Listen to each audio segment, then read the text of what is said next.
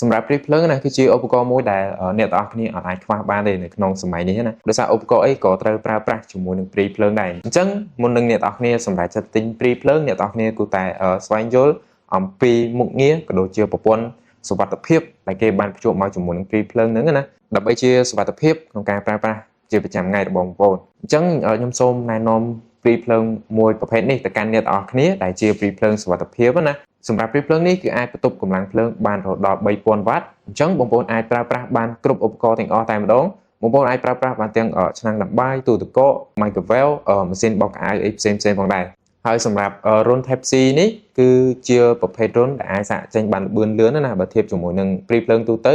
គឺសាកយឺតមែនទែនសម្រាប់រុន Type C នេះប៉ុន្តែចំពោះព្រីភ្លើងនេះបានពាក់មកជាមួយនឹងការសាកលឿនលឿនដែលមានស្តង់ដារបតង់ត្រឹមត្រូវដែលបងប្អូនសាកទៅអត់ធ្វើឲ្យប៉ះពាល់ទៅដល់ឧបករណ៍របស់បងប្អូនទេអញ្ចឹងសម្រាប់ព្រីភ្លើងមីនេះខ្ញុំគិតថាបងប្អូនគួរតែទិញយកទៅប្រើប្រាស់មួយទៅហើយជាព្រីភ្លើងមួយដែលមានការធានាត្រឹមត្រូវណាហើយសម្រាប់ត្រង់កន្លែងរុននេះវិញគេបានមកពាក់មកជាមួយនឹងឆាល Protective Safety Door ដែលជាសន្ទះការពាររុនណានៅពេលដែលមានគំតិចធូលីឬមួយក៏មានវត្ថុមុតស្រួចណាមួយបានដោតចូលមកក្នុងព្រីភ្លើងនេះគឺមានសន្ទះរុននេះការពារអត់ឲ្យធូលីដីឬមួយក៏វត្ថុមុតស្រួយនឹងចូលទៅកាន់ចរន្តភ្លើងបានទេអញ្ចឹងសម្រាប់ចំណុចមួយនេះគឺមានសុវត្ថិភាពមែនតើអញ្ចឹងបើសិនជាអ្នកទាំងអស់គ្នាចាប់អារម្មណ៍ជាមួយនឹងព្រីភ្លើងមួយនេះអ្នកទាំងអស់គ្នាអាចបញ្ជាទិញតាមរយៈវីដេអូនេះបាន